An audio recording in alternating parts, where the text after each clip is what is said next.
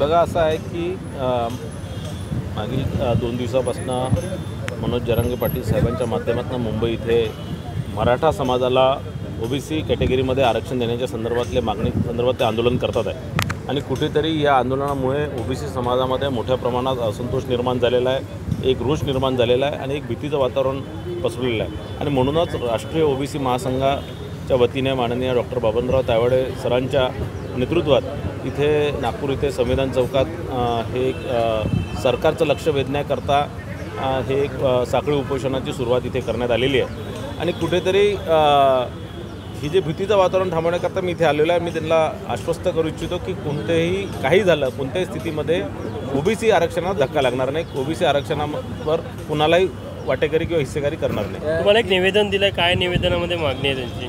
या निवेदनामध्ये राष्ट्रीय ओबीसी महासंघाच्या माध्यमातून अनेक मागण्या सरकार दरबारी त्यांनी केलेल्या आहे. माझ्या माध्यमातून माननीय मुख्यमंत्री साहेबांपर्यंत हे पोहोचण्याचं त्यांनी विनंती केलेली आहे. त्यात अनेक विषयांची मागणी केली, त्यात विशेष करून हा मराठा समाजाला ओबीसी प्रवर्गात आरक्षण देऊ नये ही प्रमुख त्यांची मागणी आहे. इतर त्यांच्या अनेक ज्या शेतकऱ्यांच्या संदर्भातल्या, ओबीसींच्या संदर्भातल्या, हॉस्टेलच्या संदर्भातल्या, विद्यार्थ्यांच्या संदर्भातल्या अनेक त्यांच्या मागण्या आहे, या सर्व मी माननीय मुख्यमंत्र्यांपर्यंत पोहोचणार.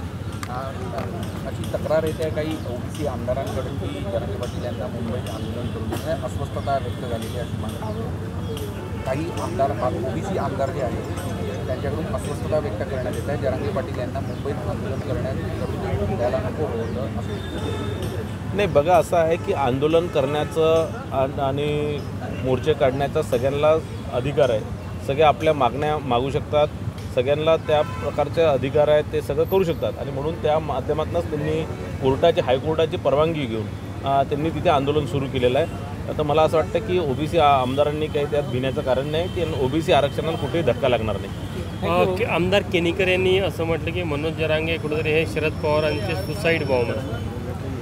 बघा असं आहे की ज्या प्रकारे महाविकास आघाडीच्या नेत्यांनी मनोज जरांगेच्या आंदोलनाला समर्थन दिलं आहे, ज्या प्रकारे कालच शरद पवार साहेब असतील, उद्धव ठाकरे साहेब असतील, काँग्रेसचे काही नेते असतील, त्यांनी मनोज जरांगेंच्या आंदोलनाला समर्थन दिलं आहे, तर माझं या माध्यमातून या सगळ्या नेत्यांना प्रश्न आहे, महाविकास आघाडीला प्रश्न आहे, काँग्रेस पक्षाच्या नेत्यांना प्रश्न आहे, शिवसेना उभाटा गटाला प्रश्न आहे, शरद पवार राष्ट्रवादी काँग्रेसच्या सर्व नेत्यांना प्रश्न आहे की तुम्ही जरांगे पाटलांची जी मागणी आहे की जे मराठा समाजाला ओबीसी प्रवर्गात ओबीसी कॅटेगरीमध्ये आरक्षण देण्याच्या संदर्भातली त्याला आपण समर्थन करता का? त्यांनी आपलं मत किंवा त्यांनी जाहीररित्या हे सगळं स्पष्ट करावं जेणेकरून ओबीसी समाज पुढची आपली भूमिका निश्चित करणार. थँक्यू.